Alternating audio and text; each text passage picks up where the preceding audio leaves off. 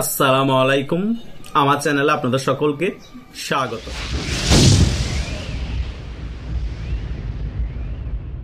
17 November Sheikh হাসিনার ফাঁসির রায় ঘোষণা হওয়ার পরপরই বাংলাদেশের নিরাপত্তা উপদেষ্টা খলিল সাহেব ভারত সফরে যান।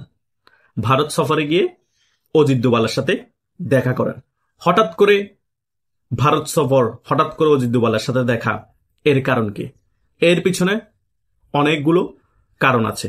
প্রথম কারণ হচ্ছে ভারত কোনোভাবেই চায়নি শেখ হাসিনার ফাঁসির রায় হোক। এখন ভারতকে কনভিন্স করার জন্য হয়তোবা খলিল সাহেব অজিত দোভালের সাথে দেখা করেছেন। আর আরেকটি বিষয় হচ্ছে শেখ হাসিনাকে যাতে বাংলাদেশে ফিরিয়ে দেয়, এই বিষয় নিয়েও নর্মাল ভাবে একটা আলোচনা করেছেন। খলিল সাহেব ভালো করেই জানেন যে শেখ হাসিনাকে ভারত জীবনও বাংলাদেশের হাতে ফিরিয়ে দিবে না যতক্ষণ পর্যন্ত ডক্টর ইউনূস সরকার আছেন, বা পাতা নির্বাচনের ফলে যে সরকার আসবেন তার হাতে তুলে দিবে না। আওয়ামী লীগ পরিস্থিতি যখন ভালো হবে এবং আওয়ামী লীগ যখন রাজপথে নেমে রাজপথ দখল করতে পারবে, শেখ হাসিনা দেশে ফিরে যাওয়ার মতো পরিস্থিতি হবে, তখনই শেখ হাসিনাকে ভারত বাংলাদেশে পাঠাবে এবং শেখ হাসিনা দেশে ফিরে আসবে। ভারত কিন্তু এখনো শেখ হাসিনাকে প্রধানমন্ত্রী হিসেবেই মানে। ফাঁসির রায় আদেশের পরেও কিন্তু প্রধানমন্ত্রী মর্যাদায় ভারত শেখ হাসিনাকে নয়াদিল্লিতে রেখেছে। সংবিধান অনুযায়ীও শেখ হাসিনা এখনো প্রধানমন্ত্রী। বাই চান্স ভারত যদি 2029 সালের আগে বাংলাদেশের মধ্যে শেখ হাসিনাকে পরিস্থিতি ক্রিয়েট করে পাঠাতে পারে, শেখ হাসিনা আবারও হয়তোবা প্রধানমন্ত্রীর চেয়ারে বসে দিতে পারে। এই সকল ফাঁসির আদেশ, এই সকল রায় কিচ্ছুই হবে না এই ক্যাঙ্গারু কোর্টের। কেন? বিশ্বের মধ্যে এরকম অহরহ আমরা ঘটনা দেখেছি, বাংলাদেশেও দেখেছি। জোর যার মুল্লুক তার। শেখ হাসিনা পদত্যাগ করেনি এবং পদত্যাগপত্র কারো কাছে নেই। দেশের মধ্যে একটি জঙ্গি হামলা হয়েছে। জঙ্গি হামলা হওয়ার কারণে শেখ হাসিনা তার জীবন রক্ষার্থে বাধ্য হয়ে ভারতে আশ্রয় নিয়েছে। যখন পরিস্থিতি অনুকূলে এসেছে এবং বাংলাদেশের পরিস্থিতি ঠিক হয়েছে, শেখ হাসিনা আবার দেশে ফিরে সংবিধান অনুযায়ী তার প্রধানমন্ত্রীর চেয়ারে তিনি বসেছেন। 100% এটা ঘটবে। আর ভারত সম্পূর্ণরূপে সমর্থন দিবে। আপনারা কি দেখেন না? আপনারা কি বুঝেন না? শেখ হাসিনার নামে যখন ফাঁসির রায় ঘোষণা করা হয়, শেখ হাসিনাকে ফাঁসির রায় দেওয়া হয়, সারা বিশ্বের যতগুলো মানবাধিকার সংস্থা আছে, জাতিসংঘ থেকে ধরে তারপরে ভারত এবং বিশ্বের প্রভাবশালী যত দেশ আছে, সকলে সমালোচনা করেছে এই রায়ের। এত তড়িঘড়ি করে একটা সাবেক প্রধানমন্ত্রীর রায় দেওয়া যায় না। কিসের ভিত্তিতে ফাঁসির রায় দিয়েছে?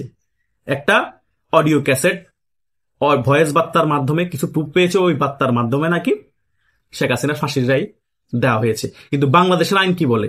বাংলাদেশের আইন বলে যখন ঘটনাটা সংঘটিত হয়েছে সে সময়ের আইন অনুযায়ী সে আসামির বিচার করা হবে।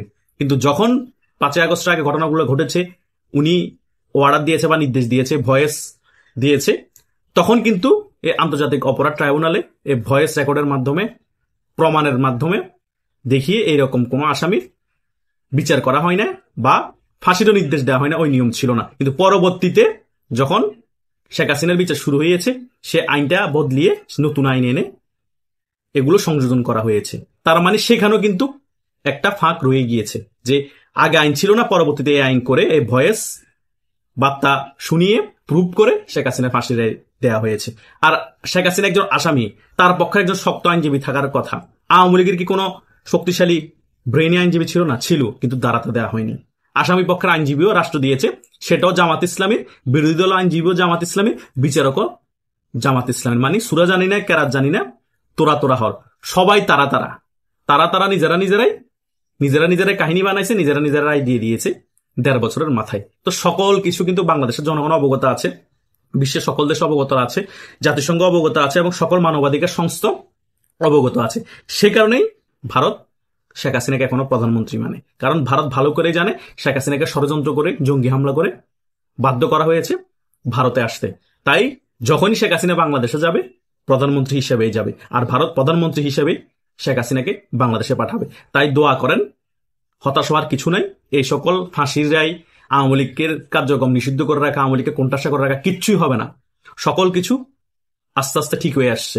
বাংলাদেশ যে এখন যে পদক্ষেপগুলো নিচ্ছে, সে পদক্ষেপগুলাই বোঝা যাচ্ছে বাংলাদেশের প্রধান উপদেষ্টা খুবই চাপে আছে বহির্বিশ্ব থেকে। সে কারণেই তাড়াহুড়ো করে এখন বিদেশিদের হাতে বন্দর তুলে দিচ্ছে। করিডোর করতে পারবে সেটারও হয়তো বা সাইন করে ফেলেছিল আগে, সেটাও তুলে দিবে এখন বিদেশিদের হাতে। কারণ তার তো বাঁচতে হবে, তার উপদেষ্টা মন্ডলীদেরকে বাঁচাতে হবে ভারতের কূটনীতিক চালের হাত থেকে। সে কারণে সকল কিছু ওই লাল চামড়া হাতের কাছে দিয়ে দিচ্ছে এই ডক্টর ইউনূস সরকার। কেউ প্রতিবাদ করার নাই, শুধু একমাত্র ভারত থেকে বাঁচার জন্য পুরো বাংলাদেশটাকে বিক্রি করে দিচ্ছে। আর এতদিন বলা হতো দিল্লি না ঢাকা, ভারত বাংলাদেশের সকল কিছু খেয়ে ফেলছে, বাংলাদেশ থেকে সকল কিছু নিয়ে যাচ্ছে। কিন্তু ১.৫ বছর পরও এমন কোন প্রমাণ দেখাতে পারেনি ভারত বাংলাদেশ থেকে কি নিয়েছে। এই আসিফ নজরুল আইন উপদেষ্টা আরেকটা বাটপারি কথা বলতো, ২৬ লক্ষ ভারতীয় বাংলাদেশ চাকরি করে। এখনো ১.৫ বছরের মধ্যে ২ লক্ষ ভারতীয় যে বাংলাদেশ চাকরি করে সেটারও কোনো প্রমাণ দেখাতে পারেনি। এভাবে করে ভারতকে নিয়ে প্রপাগান্ডা চলিয়েছিল এই ডক্টর ইউনূস সরকারের যত গং আছে তারা। আসিফ নজরুল আরেক প্রপাগান্ডার বড় মেশিন ছিল।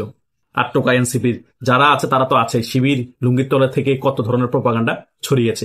তাই এত কিছু করার পরেও কোনো লাভ হবে না। হয়তোবা ১.৫ বছর ক্ষমতাটা আছে, আরো ১.৫ বছর থাকবা, কিন্তু ঠিকই ভারত তাদের কূটনীতি দিয়ে কাউকে তো আক্কা না করে আমেরিকা বিতর্কতভাবে কি করছে তাদের সাথে ভালো সম্পর্ক রেখে ওটাও দেখার দরকার না। ভারত ভারতের কাজে ফোকাস দিচ্ছে। ভারত শেখ হাসিনাকে কিভাবে বাংলাদেশের প্রধানমন্ত্রী হিসেবে আবার পাঠাবে বসাবে সেদিকে ফোকাস দিচ্ছে। কারণ ভারত এখনো শেখ হাসিনাকে প্রধানমন্ত্রী হিসেবে মানে, এবং যতক্ষণ পর্যন্ত শেখ হাসিনার প্রধানমন্ত্রীর মেয়াদ শেষ হবে ততক্ষণ পর্যন্তই শেখ হাসিনাকে প্রধানমন্ত্রী হিসেবে সম্মান দিবে, ভারতে রাখবে এবং প্রধানমন্ত্রী হিসেবে ভারত মানবে। এবং প্রধানমন্ত্রী হিসেবেই শেখ হাসিনাকে বাংলাদেশে কিভাবে ঢুকাবে সেটার প্রসেসিংও ভারত অলরেডি করা শুরু করে দিয়েছে। এবং দেখবেন কিছুদিনের মধ্যে বাংলাদেশে ভয়ঙ্কর কিছু একটা ঘটবে, পরিস্থিতি নিয়ন্ত্রণ বাইরে চলে যাবে ডক্টর ইউনূস সরকারের হাতে। হয়তোবা সেটা খুব তাড়াতাড়ি ঘটবে না, হয়তো কিছু মাস সময় লাগবে। তাই আমাদের একটু অপেক্ষা করতে হতে পারে। তাই অপেক্ষা করুন, হতাশ হওয়ার কিছু নেই বাংলাদেশ আওয়ামী লীগের কর্মীদের। কারণ ভারত এখন সবাইকে আনলক করে দিয়েছে। আওয়ামী লীগের যত নেতারা ভারতে আছে, ছাত্রলীগের সভাপতি, সেক্রেটারি, তারপরে সাবেক স্বরাষ্ট্রমন্ত্রী আসাদুজ্জামান খান কামাল, তারপর শেখ হাসিনা, সবাইকে আনলক করে দিয়েছে অলরেডি। ভারতের বিভিন্ন মিডিয়ার মধ্যে শেখ হাসিনা এসে সাক্ষাৎকার দিচ্ছে, আসাদুজ্জামান খান তো ডাইরেক্ট লাইভে এসে সাক্ষাৎকার দিয়েছে, সকলের ফেস রিভিল হয়ে গিয়েছে। শেখ হাসিনাও কিন্তু কিছুদিন পর তিনিও ডাইরেক্ট ফেস সহকারে আসবে, এটাও জাস্ট কিছুদিনের মধ্যে।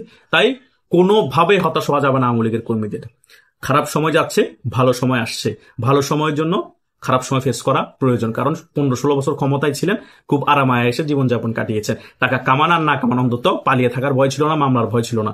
এখন এগুলো ফেস করেন, ভালো সময় আসলে সকল কিছু ফল ভোগ করতে পারবেন, এটা 100%। কারণ খারাপ সময়ের পরেই ভালো সময় আসে। আল্লাহ ধৈর্যশীলদের পাশে থাকেন। তাই ধৈর্য আরো কিছুদিন ধরতে হবে। 1.5 বছরে এত তাড়াতাড়ি অধৈর্য হলে চলবে না, হতাশ হলে চলবে না। হতাশাগ্রস্ত মানুষদের পাশে আল্লাহ থাকেন না এবং তারা সফলতা অর্জন করতে পারেন না। তাই সফলতা অর্জন করতে হলে সবসময় উজ্জীবিত থাকতে হবে, হতাশাগ্রস্ত হওয়া যাবে না। যারা হতাশাগ্রস্ত হয়েছে তাদেরকেও উজ্জীবিত করে তুলতে হবে। আশা করছি সকল বিষয় বুঝতে পেরেছেন। আপনাদেরও যদি কোনো মন্তব্য থাকে কমেন্ট করে জানাতে পারেন। ধন্যবাদ সকল।